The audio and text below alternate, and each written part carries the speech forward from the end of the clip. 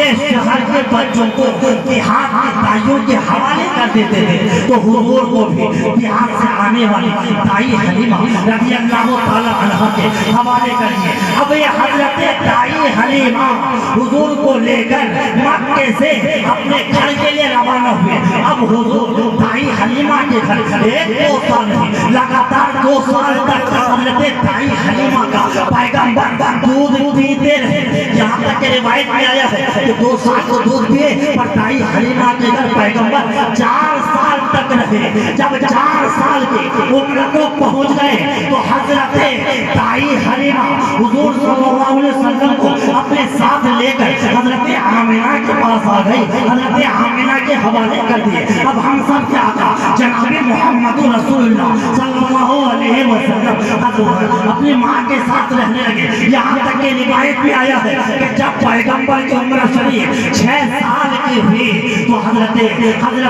جناب محمد رسول اللہ کی والدہ محترمہ حضرت آمنہ رضی اللہ تعالیٰ عنہ انتقال کر جاتی ہے۔ یعنی حضور کی عمر شریف 6 سال ہے، ماں کا انتقال ہو جاتا ہے۔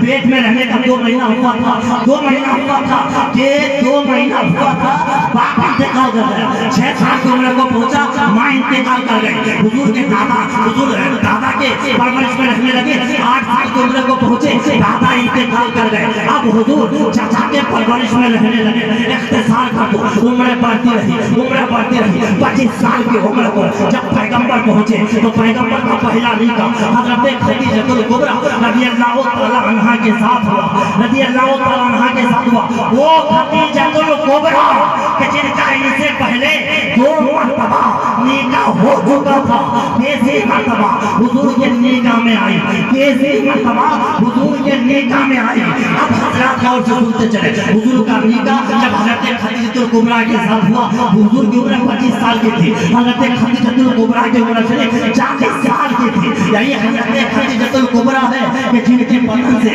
اللہ تعالیٰ نے ایک دو نہیں 6 اولادیں پیدا فرمائی۔ ان میں سے 4 لڑکیاں ہیں، 2 لڑکے ہیں۔ نمبر 1 لڑکیوں میں 4 کون ہے؟ نمبر 1 حضرت زینب، نمبر 2 حضرت ام کلثوم، نمبر 3 حضرت رقیہ، نمبر 4 حضرت فاطمہ رضی اللہ تعالی عنہ۔ یہ 4 بیٹیاں ہیں حضرت خدیجہ کبریٰ کے وطن سے۔ 2 بیٹے ہوئے ہیں، نمبر 1 حضرت قاسم، نمبر 2 حضرت عبداللہ رضی اللہ تعالی عنہ، جسے دنیا طیب اور طاہر کے نام سے بھی یاد کرتی ہے۔ تو یہ 6 اولاد حضرت خدیجہ کبریٰ کے وطن سے ہیں۔ اب حضور 25 سال کی عمر سے 40 سال کی عمر تک جب پہنچے، اب رب کا حکم ہوا، اے محبوب اپنی نبوت کا اعلان کرو۔